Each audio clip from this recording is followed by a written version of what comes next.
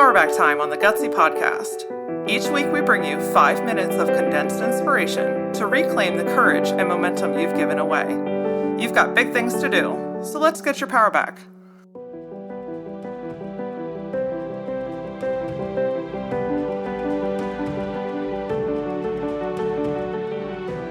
It is so easy to get wrapped up in the latest and the greatest. We are surrounded by ads.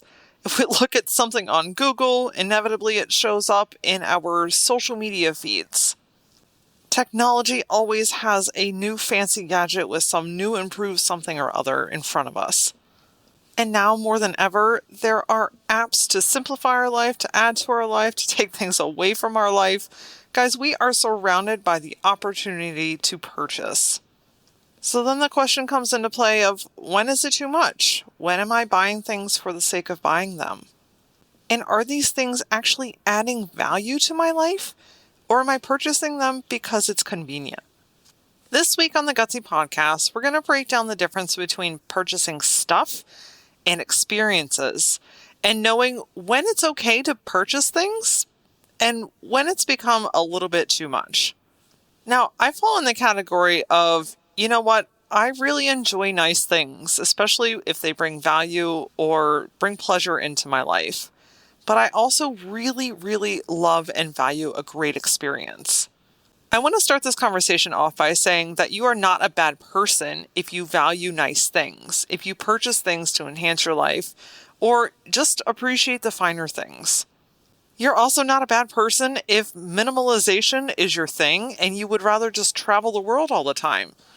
Like almost every single topic that we talk about on the Gutsy Podcast, to each their own. And I want you to take away from this what resonates the highest with you.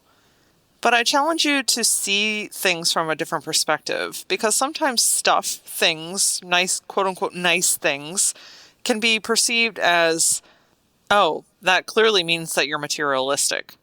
And in the same respect, if you're never home and you're traveling the world constantly, that could be perceived as you're distant. So everyone has their own way of doing things. And I encourage you to not judge people by the things and places and purchases that they choose in their life, because most of the time it's what brings them joy. But sometimes there are some challenges as well. And we're definitely going to dive into that. So first and foremost, I am all about a really great experience. And when I talk about investing in experiences, I'm talking about like being in the moment, going places, doing things, and actually physically and mentally interacting with yourself and other people to gain memories. For instance, let's say you really just want to show your family how much you love and care about them. It could be easy to say, you know what, let me buy them some gifts. Or you could go on a family vacation. That's what I'm talking about, buying experiences. Because stuff, physical, tangible things, honestly only last so long. Yes, there are those amazing sentimental things that just go on through decades to decades, families to families. But their new favorite toy from their new favorite TV show that it's on a limited release and you have to buy 72 of them to get all the little characters and the little balls. Yeah, that shit's not going with them. It's going to end up either in the trash, or it's going to end up in a yard sale, or in the donate bag. What if instead of stuff and things, on a more regular basis, we're considering having physical time together? And this could be, yes, a vacation where you're going for a week or two at a time and you're all going together. But it could also be something as simple as a day out, or even a couple of hours going to the museum or the park, visiting a new town, trying a new restaurant. There's always a ton of seasonal things as well. Like right now we are in full-fledged fall season, which I feel like is the season of festivals. Amazing memories are made at pumpkin patches and hay bale rides, stuffing scarecrows and face painting and bobbing for apples, and there's just so many amazing things to do together. Experiences create memories. And memories are what our lives are built on. It's what you're working so hard for right now, is to be able to have this time with your friends and your family. It's somewhat easy to buy stuff, right? Like 2 clicks of a button and Amazon can have something at our doorstep in 2 days. So if you're running behind on planning for an upcoming birthday or anniversary And shit, I haven't gone to the store yet. Let me just figure something out and throw it together real quick. Yeah, raising my hand over here, guilty as charged. It happens to the best of us. And those things serve a really great purpose. But what we want to be conscious of is not allowing that to become the go-to. This is how we do things, the always running around in the last hour. Think about your spouse, for instance. In most cases, this is one of your greatest supporters, someone that you spend a lot of time with, someone that you've built a lifetime of memories with. What if the next time your anniversary rolls around, you get away for the weekend? There are so many distractions at home, and you can have the greatest intentions, but between work and phones and kids and the house and projects and, oh, let me do this real quick, or let me run that errand real quick. Love between spouses is one of the most important relationships for you to nurture.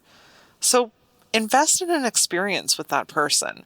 Go away for the day, for a couple of hours, for the weekend if you can, and just really get back to the root of why you started all this to begin with. If you and your team have been busting ass for weeks or months at work, pause, celebrate with them. Maybe it's taking them out to the newest lunch spot in town, or going putt-putt golfing, or just taking some time to be together without the crunch and pressure of having to work. In humans in general, happiness increases when people spend time together doing something that they enjoy. And the beautiful thing is, while that is an investment with your money, it's something that's going to last a lifetime. Now, I want to switch over to actually purchasing stuff, things, tangible, physical things, because I think that there is some negative behavior associated with it, but I feel like there's also some healthy behavior as well. All right, let's start with the bad news. So there are 4 primary behaviors that I'd like to go over that's associated with I'm buying stuff for a negative reason. Sometimes this might be associated with a verbiage called retail therapy, for instance. And you know what? We're all entitled to those moments where, hey, you know what? It is what it is, and it's done. What we don't want to do, though, is get into a habit. So one of the very first signs of knowing that your shopping is associated with something negative is having the latest or greatest or the best to impress people. I am here to tell you that this is a never-ending battle that will leave you feeling empty every single time. Because you know what? You're always going to be chasing whatever is coming out next. And not to mention the fact that both your heart and your wallet are going to be feeling empty. Sometimes things, physical, tangible things, are associated with, hey, if I have these things, then I'm doing well. And if I want to impress the people around me or fit in with them, I have to have those. The next thing to look out for is when you're purchasing things, are you purchasing them to prove your worth? For instance, do you feel like you have to have that designer clothing outfit to feel like you can get an appointment or a meeting with someone? Are you spending a shit ton of money going to the highest end salon in your town, whether you can afford it or not, simply because that's where all the other to-do people go, and you feel like to prove yourself, you also have to go there? Are you driving a car that you cannot afford, but you know what? It keeps the status and it keeps people thinking and knowing that I'm successful. If you are purchasing anything on other people's behalf to get their approval, that's a surefire sign to say, you know what? It's time to stop and really start evaluating the way that I am purchasing.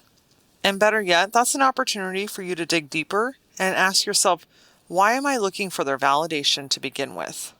What am I lacking in my life that I need some assistance with? How else can I fulfill myself, my family, and my goals? Next, if you're bored or upset and you're buying things to make you feel better, I want you to stop, cut bait, and get out. Emotional purchasing is one of the most detrimental ways to spend your money so rapidly that you don't even know what happened. If you are awake at midnight and you are literally searching the internet for something to buy, you don't necessarily need anything, but you're thinking, you know what, I'll just feel better if I purchase something. I want you to pause every single time that comes up. Now, if you're on at midnight because you can't sleep and you're like, you know what, this would be a good time to add my groceries to my cart because I might as well be productive, then that's a whole different thing. But literally, if you are searching for something to fill your life with, whether you actually need that product or not, this is another sign that you are trying to purchase something to fill another need. What's keeping you up in the first place? Where's your stress coming from? What's going on in your relationships? What conversations do you need to have? There's such a heightened response in our brains when we purchase something. It's like winning, right? For a couple of seconds, we get this burst of endorphins that say, oh my gosh, you've done it. I'm so happy. I'm excited. And then by the time you get home with it, or by the time that it comes in the mail, it's kind of old news. It may seem easier to deal with your thoughts and emotions through purchases. I know that dealing with stuff is hard. Facing things and people is hard. But living a lifetime with unresolved issues is way harder in the long run. I also want you to keep an eye out if you are buying things just for the sake of buying them. Just because you can does not mean that you should. We literally have just about every product on the planet available at our fingertips on a 24-hour clock. If it doesn't serve some type of purpose in your life and you're just buying it just because you got a good deal or you thought it was cool, you're going to end up with a giant yard sale one day or a giant bag of things to take to Goodwill for donations. And if you do end up selling this stuff, you're going to make a percentage of what you paid for it in the first place. Worse yet, you're going to end up with a house full of shit. Yeah, I'm just going to get really real right there. If you are purchasing things on impulse just for the hell of it, and you have closets and rooms and basements and storage bins and all kinds of rooms full of stuff, you are purchasing things to fill your life with something. But in return, you're way more overwhelmed. You're way more stressed out. You always have this tab running in the back of your head saying, hey, I should clean out that room. Hey, I should go through that bin. Hey, I should clean out the basement. Because you've filled your life with all of this stuff. But now the very stuff that once gave you pleasure is now driving you insane. Things can have a really negative effect on our lives. Clutter causes anxiety. An overabundance of stuff can actually cause depression. And constant purchasing can really take a toll on your financial health, your personal health, and your relationship health. Now, since there's always two sides to every coin, like I mentioned in the earlier part of this episode, I can appreciate nice things. And I'm all about investing in things that help to make my life more efficient and a lot more simplistic. So I don't want you to beat yourself up if going out shopping or purchasing something or investing in your home or decorating or you have a hobby, if there's something that brings you a tremendous amount of joy and it doesn't have a negative effect on your life in some capacity, then there are definitely ways that purchasing things can be really healthy. For instance, if you are purchasing something that helps you to be more productive, for instance, maybe this is the latest iPhone, maybe it is the newest tablet or pad, maybe it is the newest jean cut, I don't know.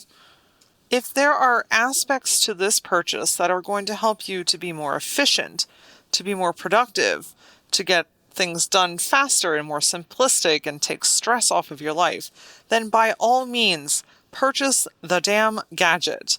Now, keeping in mind, does this fall within your budget?